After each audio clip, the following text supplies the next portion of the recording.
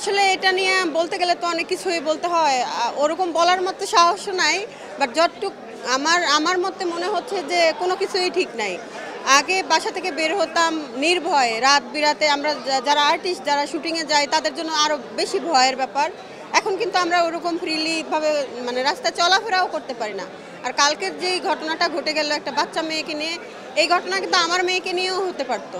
তো এটার কোনো আইন শৃঙ্খলার মানে যেটা তাদের দায়িত্ব, যেটা করার কথা সেটা কিন্তু তারা করছে না। এজন্য খুবই খারাপ লাগছে। আমি কোনো দল বা দলের সাপোর্টার হয়ে বলছি না। আমি আমার দিক থেকে যেটা মনে করি যে দেশ ভালো নাই। কিছুদিন আগেও আমাদের এক আর্টিস্ট ভাইয়া যে সে ৩০০ ফিট থেকে শুটিং করে আসতেছিল, তাকে রাস্তায় ডাকাত ধরে তার সব কিছু চিন্তা করে নিয়ে গেল। তো এটা তো খুবই খারাপ। আমাদের দেখা যায় মোবাইল বা আরও অনেক দূরে দূরে আউটডোরে কাজ করতে যেতে হয়। তো সেই জায়গায় কোনো নিরাপত্তা নাই, আমাদের জীবনের কোনো নিরাপত্তাই নাই এখন।